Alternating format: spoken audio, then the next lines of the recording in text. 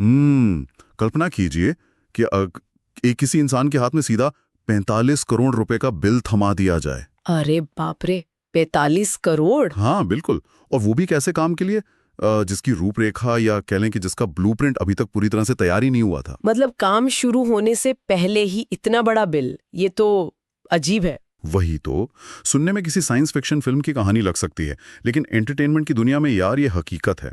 हमारी आज की इस गहरी चर्चा में आपका स्वागत है। आज हम इसी चौंकाने वाले घटनाक्रम के अंदर झांकने वाले हैं। बिल्कुल। और हमारे पास इस मामले से जुड़े कई सारे स्रोत हैं, है ना? हाँ, हमारे सामने न्यूज़ आर्टिकल्स, लीगल ओपिनियन और कई इंडस्ट्री रिपोर्ट्स का एक बहुत बड़ा ढेर रखा है। और इन सब के केंद्र में है एक भारी विवाद। बॉलीवुड सुपरस्टार रणबीर सिंह का डॉन 3 से अचानक बाहर होना और उसके बाद federation of western India cine employees, जिसे FFWIC भी कहते हैं, उनके द्वारा रणबीर पर लगाया गया बैन या असहयोग का निर्देश। देखिए, इस पूरे मामले में जो सबसे दिलचस्प बात है ना, वो ये कि ये सिर्फ कोई गॉसिप कॉलम की खबर नहीं है। सही कहा। जब हम इन दस्तावेजों और लीगल ओपिनियन को खंगालते हैं तो एक बात बहुत साफ हो जाती है। ये विवाद एक तरह की खिड़की है जिससे हम बॉलीवुड की असली कार्यप्रणाली को देख सकते हैं। मतलब कैमरे के पीछे कॉन्ट्रैक्ट्स कैसे बनते हैं, कैसे टूटते हैं, और यूनियनों की ताकत असल में कैसे काम करती है ये भी। बिल्कुल। और कैसे सिर्फ एक स्क्रिप्ट को लेकर होने वाला छोटा सा वैचारिक मतभेद देखते ही देखते पूरी इंडस्ट्री को दो खेमों में बांट देता है और एक 45 करोड़ के तूफान में तब्दील हो जाता है। तो चलिए शुरुआत से शुरू करते हैं। सबसे पहले उस चिंगारी की बात करते हैं जिसने इस पूरे विवाद को जन्म दिया। जो रिपोर्ट्स हमारे पास हैं वो बताती हैं कि ये झगड़ा शूटिंग की तारीखों या मतलब वैनिटी वैन के साइज को लेकर नहीं था। अच्छा, तो फिर असली मुद्दा क्या था? झगड़ा डॉन के किरदार की आत्मा को लेकर था। एक तरफ रणवीर सिंह थे जो चाहते थे कि इस फिल्म का टोन बहुत ज्यादा डार्क हो, मतलब आज की एक्शन फिल्मों की तरह इसमें ज्यादा हिंसा हो और स्ट्रॉन्ग लैंग्वेज यानी गाली गलौज का भरपूर इस्तेमाल हो। और दूसरी तरफ फरहान अख्तर थे, है ना जी, जो इस फ्रेंचाइजी के निर्माता और निर्देशक हैं। हाँ। तो फरहान का जो तर्क था वो बहुत ही बुनियादी और मेरी राय में अपनी जगह पर काफी मजबूत था। उनका कहना था कि डॉन का जो ओरिजिनल DNA है, चाहे वो अमिताभ बच्चन का दौर हो या शाहरुख खान का, उसमें वो किरदार एक शातिर और स्टाइलिश अपराधी रहा है। मतलब कोई गली का गुंडा नहीं है वो। बिल्कुल, वो कोई सड़क छाप गुंडा नहीं है जो बात बात पर गालियां दे। तो फरहान उसी लेगेसी और उस क्लासिक टून को बरकरार रखना चाहते थे। लेकिन एक मिनट, मुझे यहीं पे रोकना पड़ेगा। जी बोलिए। के नजरिए को समझने के लिए हमें उनकी हालिया सफलता देखनी होगी। उनकी जो जासूसी थ्रिलर आई थी ना, धुरंधर द रिवेंज। ओहो हाँ, बॉक्स ऑफिस पर तो उसने आग लगा दी थी। बिल्कुल, ग्लोबल बॉक्स ऑफिस पर उसने 1780 करोड़ रुपए की ऐतिहासिक कमाई की है। अब अगर किसी एक्टर की फिल्म दुनिया भर में 1800 करोड़ के आसपास कमा रही है तो जाहिर है उसमें एक अलग लेवल का कॉन्फिडेंस आ जाएगा। ये बात तो है। उसे लगेगा कि उसे दर्शकों की नब्ज पता चल गई है। वही ना, उसे लगेगा कि आज का दर्शक ग्रिटी, हिंसक और मतलब जॉन विक जैसी डार्क फिल्में देखना चाहता है। ये तो बिल्कुल ऐसा हो गया कि कोई क्लासिक जेम्स बॉन्ड को ग्रिटी जॉन विक में बदलना चाह रहा हो। हाँ, ये तुलना बहुत सटीक है। तो क्या रणबीर का ये सोचना गलत था कि आज की ऑडियंस डार्क फिल्में ही देखना चाहती है? देखिए, रणनीतिक तौर पर सोचें तो उनका सोचना बिल्कुल गलत नहीं था। और यही वजह है कि दोनों पक्षों के बीच एक क्रिएटिव डेडलॉक बन गया। रणबीर करंट ट्रेंड्स के हिसाब से बदलाव चाह रहे थे और फरहान अपनी फ्रेंचाइजी की विरासत बचाने की कोशिश कर रहे थे। दोनों अपनी जगह सही थे। हाँ, लेकिन रिपोर्ट्स के मुताबिक बात सिर्फ स्क्रिप्ट के टोन तक ही नहीं रुकी। सही कह रहे हैं। देरी भी एक बड़ा मुद्दा थी। रणवीर की टीम में इस बात को लेकर काफी बेचैनी थी कि स्क्रिप्ट अभी तक लॉक्ड यानी फाइनल नहीं हुई थी। उन्हें लगने लगा था कि फरहान का पूरा फोकस इस प्रोजेक्ट पर है ही नहीं। और शायद आग में घी डालने का काम उस अफवाह ने किया जिसका जिक्र इंडस्ट्री रिपोर्ट्स में बार बार आ रहा है। सूत्रों की माने तो जब रणवीर का करियर थोड़ा धीमे दौर से गुजर रहा था तब एक्सेल एंटरटेनमेंट ने इसी डॉन के किरदार के लिए ऋतिक रोशन से भी बातचीत की थी। ये तो बहुत बड़ा झटका रहा होगा। बहुत बड़ा। मतलब एंटरटेनमेंट की दुनिया में जहां सब कुछ जुबान और मौखिक आश्वासनों पर टिका होता है, वहां जब एक एक्टर को यह भनक लगे कि मेकर किसी प्लान बी पर काम कर रहा है, तो जो भरोसे की नींव होती है वो हिल जाती है। बिल्कुल। और भरोसे का ये टूटना ही वो टर्निंग पॉइंट था जहां से वापसी का कोई रास्ता नहीं बचा। देखिए, जब विश्वास खत्म हो जाता है ना, तो छोटी छोटी क्रिएटिव बातें भी ईगो की लड़ाई बन जाती हैं। जब दोनों को लगा कि सामने वाला अपना 100% नहीं दे रहा, तो रणवीर ने इस फिल्म से खुद को अलग कर लिया। लेकिन किसी सुपरस्टार का सिर्फ प्रोजेक्ट छोड़ देना कहानी का अंत तो नहीं होता। बिल्कुल नहीं, ये तो दरअसल विवाद की असली शुरुआत थी। और यहीं से हमारा दूसरा अध्याय शुरू होता है, जो पूरी तरह से पैसों और नुकसान की भरपाई पर टिका है।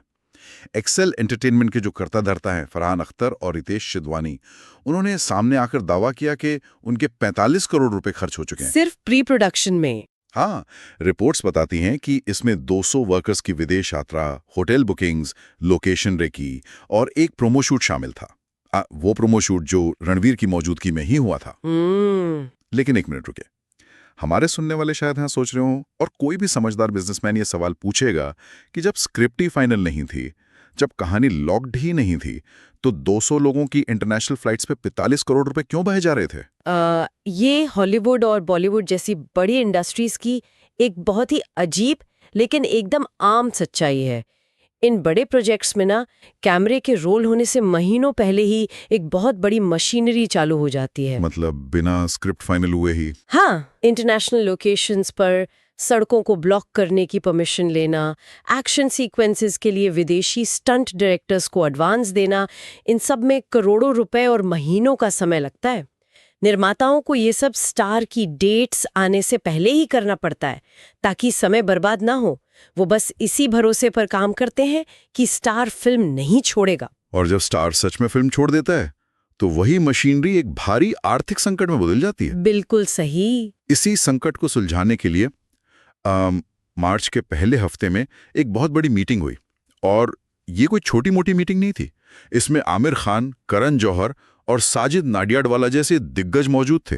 अरे वाह, मतलब पूरी इंडस्ट्री के हैवीवेट्स वहां थे। हाँ, और इस मीटिंग में रणवीर की टीम ने जो पीस ऑफर यानी समझौते का प्रस्ताव रखा, वो बहुत ही, क्या कहूं, बहुत ही अनोखा था।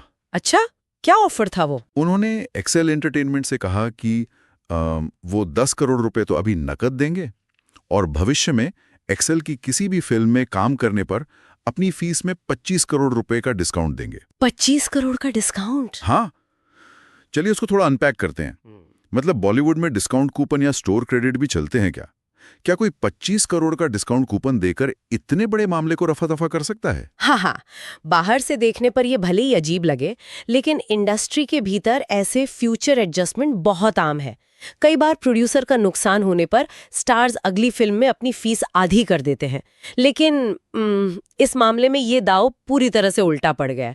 एक्सेल ने इस ऑफर को सिरे से ठुकरा दिया। लेकिन क्यों? मतलब 25 करोड़ का डिस्काउंट कागज पर तो बहुत बड़ी रकम है ना। 10 करोड़ कैश और 25 करोड़ बाद में, कुल 35 करोड़ की भरपाई तो हो ही रही थी। देखिए, समस्या पैसे की नहीं थी, समस्या थी भरोसे की। एक्सेल एंटरटेनमेंट पिछले 2 सालों के इस कड़वे अनुभव के बाद रणवीर के साथ भविष्य में कोई काम ही नहीं करना चाहता था। ओह, समझ गया। जब आप किसी के साथ दोबारा काम करने की इच्छा ही नहीं रखते, तो भविष्य की फिल्मों का वो 25 करोड़ का डिस्काउंट ऑफर एक बिना मूल्य के कागज के टुकड़े जैसा रह जाता है। उनका तर्क सीधा था, जो नुकसान आज हुआ है उसका मुआवजा आज हार्ड कैश में चाहिए। सही बात है। ये तो बिल्कुल वैसे ही हो गया कि किसी इंसान ने आपको ऐसी दुकान का स्टोर क्रेडिट दे दिया हो जहां आप दोबारा कभी कदम ही नहीं रखना चाहते। बिल्कुल सटीक एनालॉजी है ये। और जब बंद कमरों में ये समझौता नहीं हुआ, तो मामला घर की चारदीवारी से बाहर आ गया। एक्सेल एंटरटेनमेंट ने इसे सीधे यूनियनों के दरवाजे पहुंचा दिया, और यहां से ये पूरा मसला एक पब्लिक तमाशा बन गया। IFTDA से होते हुए सीधा FWIC यानी federation of western India senior employees के पास पहुंच गया।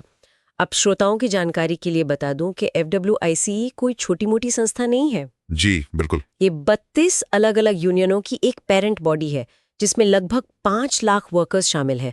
मतलब स्पॉट बॉय से लेकर लाइटमैन और जूनियर आर्टिस्ट तक। और जो रिपोर्ट्स हमारे पास हैं, उनके मुताबिक FWIC के पदाधिकारी अशोक पंडित और BN तिवारी ने रणबीर को अपना पक्ष रखने के लिए 3 बार बुलाया। 3 बार? हाँ, लेकिन रणबीर ने कोई जवाब नहीं दिया, और अंत में उनकी टीम ने एक ईमेल भेजा जिसमें साफ तौर पर कह दिया गया कि FWIC के पास इस मामले में सुनवाई करने का कोई अधिकार क्षेत्र या जुरिस्डिक्शन ही नहीं है। बाप रे, इस एक ईमेल ने तो पूरे मामले को ईगो की लड़ाई से हटाकर सीधा क्लास वॉरफेयर वाली स्थिति में लाके खड़ा कर दिया होगा। बिल्कुल। FWIC ने इसे अपना सीधा अपमान माना। उनका बयान आया कि कोई भी सुपरस्टार कानून से बड़ा नहीं होता।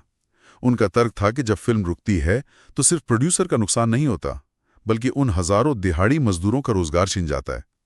और इसी आधार पर उन्होंने वो असहयोग का निर्देश, या जिसे लोग बैन कह रहे हैं, वो जारी कर दिया। लेकिन यहां मुझे एक बात खटक रही है। अभिनेताओं का अपना भी तो यूनियन होता है ना, CINTAA. Cine and TV artist association. जी। रिपोर्ट्स में बताया गया है कि सिंटा की अध्यक्ष पूनम ढिल्लों इस पूरे तमाशे पर काफी हैरान थी।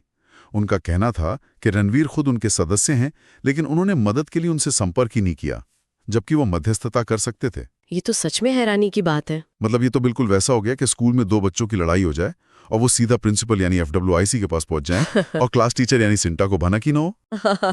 ये तुलना स्थिति को बहुत अच्छे से समझाती है।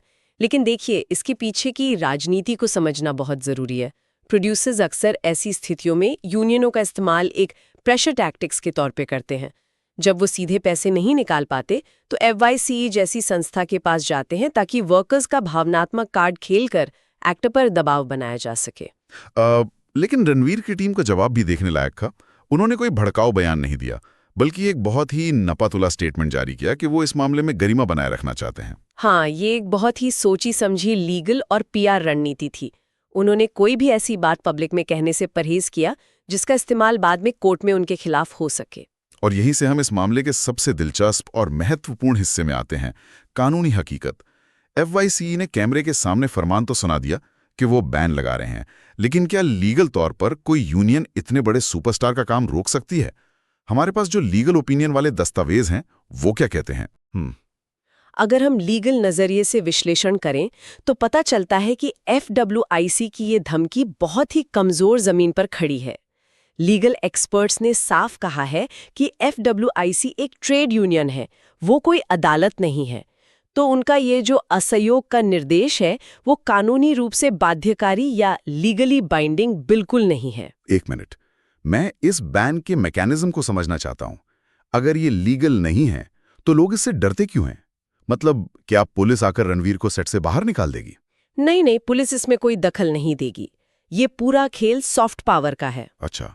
असहयोग का मतलब ये है कि अगर रणबीर कल किसी और फिल्म के सेट पर जाते हैं तो FWIC के सदस्य अपना काम करने से मना कर देंगे। मतलब लाइटमैन लाइट चालू नहीं करेगा, मेकअप आर्टिस्ट काम नहीं करेगा।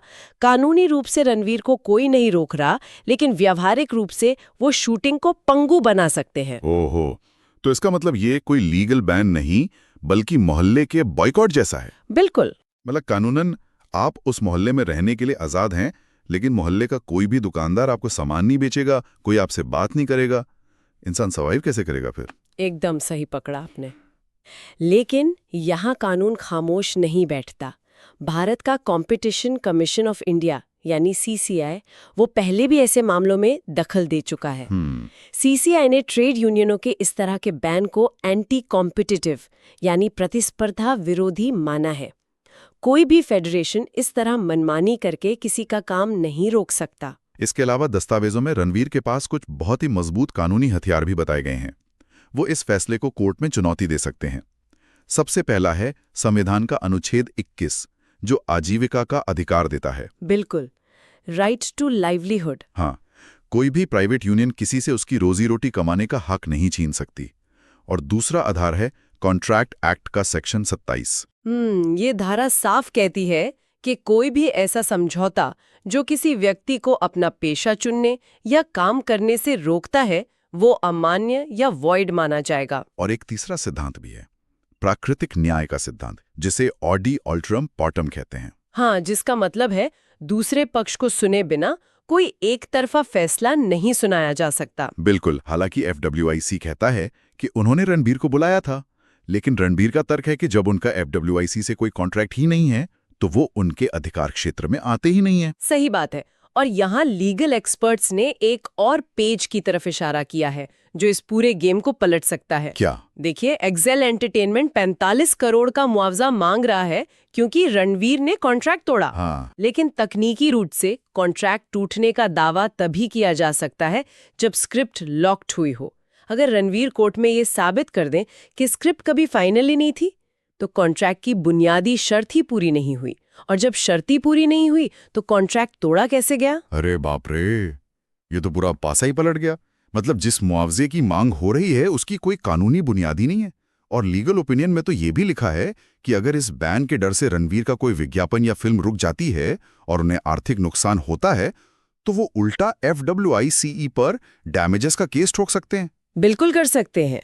अगर हम इन सब चीजों को बड़े पैमाने पर देखें तो ये सिर्फ एक कमर्शियल विवाद था, एक प्रोडक्शन हाउस और एक एक्टर के बीच का, जिसे प्रोड्यूसर ने जानबूझकर एक लेबर इशू बनाने की कोशिश की है ताकि वर्कर सेंटिमेंट का फायदा उठाया जा सके। इस पूरी चर्चा के बाद एक बात बहुत ही साफ हो जाती है, श्रोताओं को भी ये समझ आ गया होगा कि बॉलीवुड सिर्फ ग्लैमर नहीं है।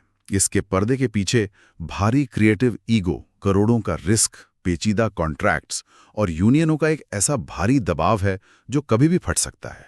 बिल्कुल, और ये स्थिति सिर्फ फिल्म इंडस्ट्री तक ही सीमित नहीं है। किसी भी कार्य क्षेत्र या वर्कप्लेस में आप देख लीजिए, जब वादे लिखित रूप में स्पष्ट नहीं होते ना, और बड़े स्टेक होल्डर्स आपस में टकराते हैं, तो ऐसे ही विवाद जन्म लेते हैं। सही कहा। तो आज की इस गहरी चर्चा को समाप्त करने से पहले इन सभी घटनाक्रमों से एक बहुत ही गहरा सवाल उठता है, जिस पर हमारे सुनने वालों को विचार करना चाहिए। एक्सेल एंटरटेनमेंट कह रहा है कि उनके 45 करोड़ रुपया प्री प्रोडक्शन में डूब गए। लेकिन अगर रणबीर का यह दावा सच है कि स्क्रिप्ट कभी फाइनल ही नहीं हुई थी, तो जब कोई क्रिएटिव प्रोजेक्ट कभी पूरी तरह से शुरू होने की स्थिति में था ही नहीं, तो उस अधूरी स्थिति में किए गए करोड़ों के शुरुआती खर्चों की असली जिम्मेदारी आखिर किसकी होनी चाहिए? बहुत ही उम्दा सवाल है ये।